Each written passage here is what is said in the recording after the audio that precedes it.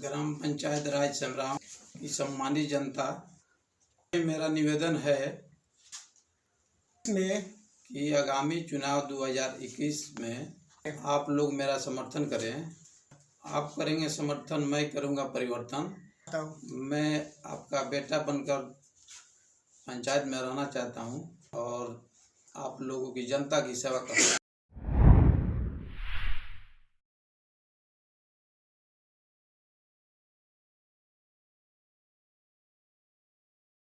नमस्कार, स्वागत है हमारी डेली लाइव न्यूज में। आज हम पहुंचे हैं ग्राम पंचायत राज सिमराव, जहां के मुखिया प्रत्याशी हमारे राजेंद्र प्रसाद यादव जी हैं। आइए इनसे रूबरू होते हैं और जानते हैं कि कौन सा मुद्दा लेके मुखिया के चुनाव लड़ने जा रहे हैं। लेकिन सबसे पहले मैं आपको एक चीज बता दूं कि ये ऐसे स्वच्छ छवि के व्यक्ति हैं जिनका बात, व्यवहार, विचार सारा कोई पंचायत के लोग जानता है और सराहनीय बताता है। लेकिन मैं इनसे रूबरू होकर इनके मुंह से जानना चाहूंगा कि कौन सा मुद्दा लेके 2021 के चुनाव में उतरे हुए हैं। आइए, तो सबसे पहले मुखिया जी, मेरे चैनल से जुड़ने के लिए बहुत बहुत धन्यवाद आपका। मुखिया जी, मैं एक चीज कहूंगा आपको कि कृपया माइक ना पकड़ेंगे।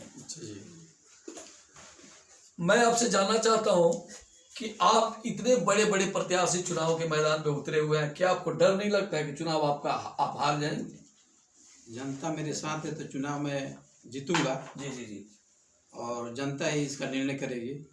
जी जी, मैंने आपको किसी प्रत्याशी से भय नहीं? ना, भय नहीं। भय किस चीज का होता है? जो लड़ाई में आता है उसे भय क्या है? लोकतंत्र है, इसमें सबको चुनाव लड़ने का अधिकार है, इसलिए आप भी चुनाव लड़ रहे हैं। तो आप अपनी मर्जी से चुनाव लड़े या जनता के कहने पे? नहीं, जनता के कहने पर। जनता ने क्या कहा है? जनता ने, मैं घूमा पंचायत के अंदर, लोगों ने कहा कि आप चुनाव लड़िए। जी जी।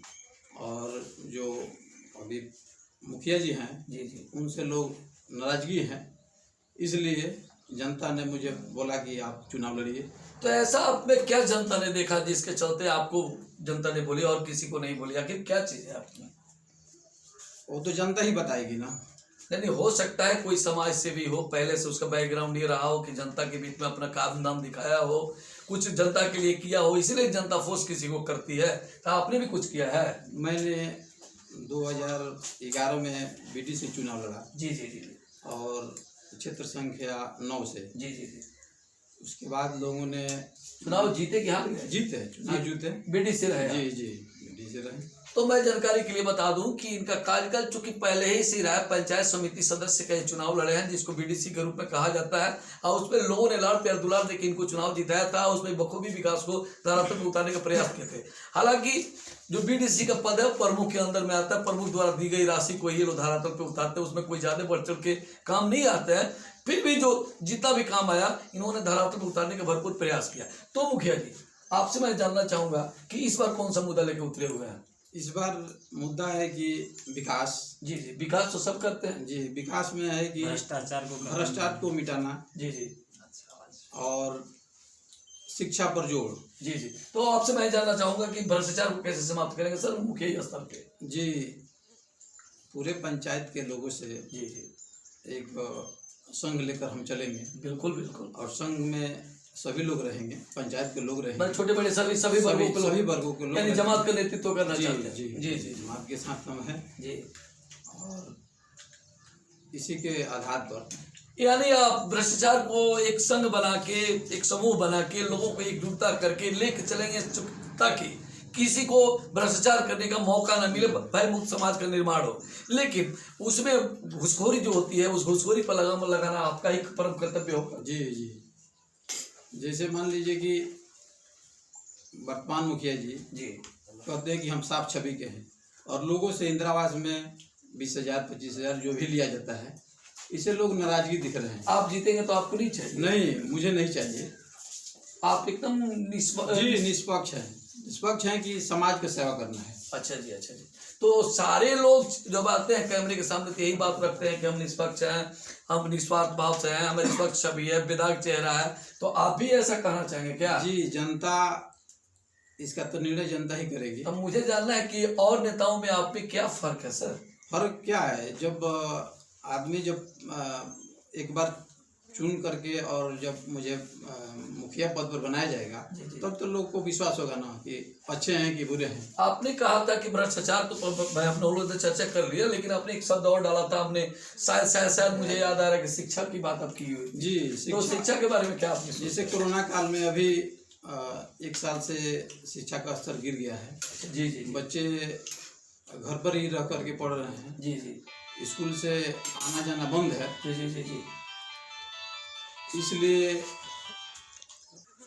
जी मुखिया जी तो यही शिक्षा जो है, जी शिक्षा को मेन मुद्दा है। जी। तो कैसे शिक्षा को आप, जैसे आपने कहा कि कोरोना काल में शिक्षा ग्राफ बिल्कुल गिर चुका है, तो आप शिक्षा के ग्राफ कैसे उठाने का प्रयास करेंगे? जैसे बच्चों को स्कूल में भेजवाना, जी जी जी पूरे पंचायत के लोगों से आग्रह है। जी जी निवेदन करूंगा कि अपने बच्चे को स्कूल में भेजें। स्कूल में भेजें। जी जी जी।